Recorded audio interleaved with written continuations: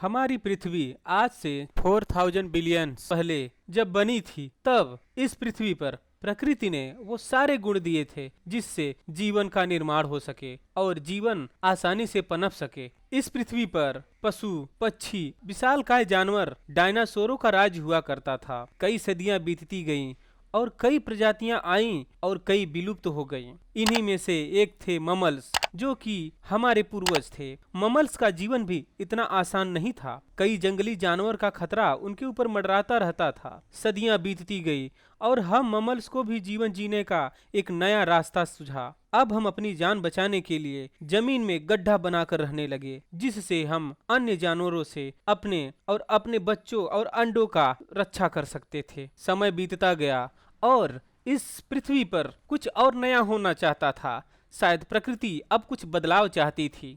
आज से करीब 6.5 मिलियन साल पहले हमारी पृथ्वी से एक विशालकाय ग्रह अंतरिक्ष से आकर टकरा जाता है और पृथ्वी पर तबाही मच जाती है।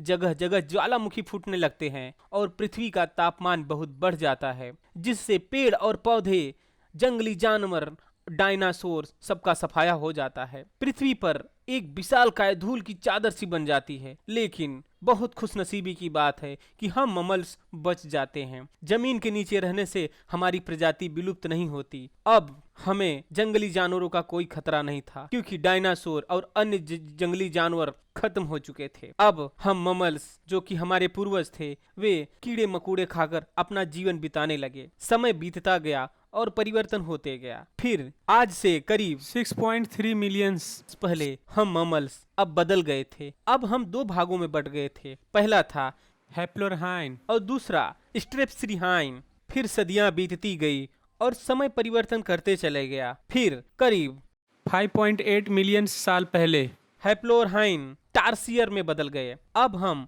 अपनी बड़ी आंखों से रात में देखने लगे और पेड़ों पे रहकर जीवन बिताने लगे।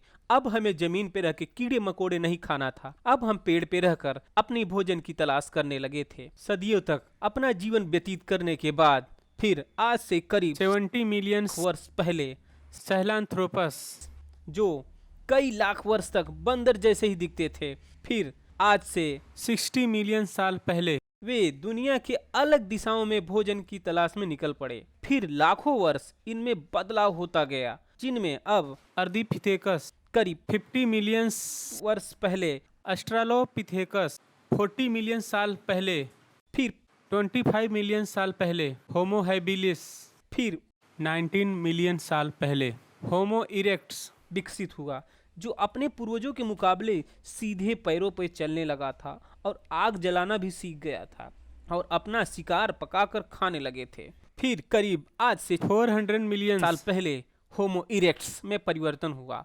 निएंडरथैलेसिस और होमो सैपियंस, ये दोनों आज के इंसान जैसे ही थे।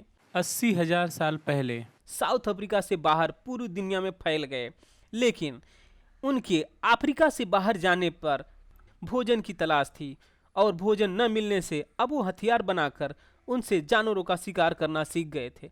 लेकिन कई जंगली जानवर, जो कि बहुत तेज दौड़ते थे, और उनका शिकार करने के लिए इनको समूह में उनका शिकार करना था। इसलिए ये समूह में शिकार करने के लिए भाषा का निर्माण किया। आज की जैसी भाषा नहीं थी, लेकिन शिकार करने के लिए आवाज निकालकर भाषा का इस्तेमाल करने लगे। आज से करीब 30,000 वर्ष पहले निएंडरथैलेसिस विलुप्त हो गए। यह एक रहस्यमयी घटना है कि आज तक कोई नहीं जानता कि ये कैसे विलुप्त हुए।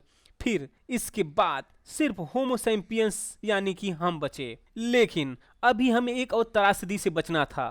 पृथ्वी पर बर्फ का एक तूफान आ गया, लेकिन हम बचे रहे। इसलिए बचे रहे क्योंकि हम अब आग जलाना जान गए थे। बर्फ के तूफान से भोजन की कमी होने लगी। आज से करीब 10,000 वर्ष पहले अब हमारा दिमाग कृषि कार्य करने के लिए तैयार हो गया था। फिर आज से करीब 500,000 वर्ष पहले कृषि के साथ साथ भोजन आपको स्टोर करने लगे थे। गड्ढे बनाकर हम अपना भोजन संभाल के रखने लगे थे। दोस्तों, आज हम जिस दुनिया में आराम से जीवन का आनंद ले रहे हैं, नई नई टेक्नोलॉजी और भौतिक सुख का आनंद ले रहे हैं, इसका श्रेय हमारे पूर्वजों को जाता है। अगर हमारा वीडियो आपको पसंद आया हो तो हमारे वीडियो को लाइक कीजिए, सब्सक्राइब कीजिए और बेल आइकन को भी बजा दीजिए, जिससे हमारा वीडियो की नोटिफिकेशन आपको पहले पहुंच जाएगी और आप वीडियो हमारा देख सकते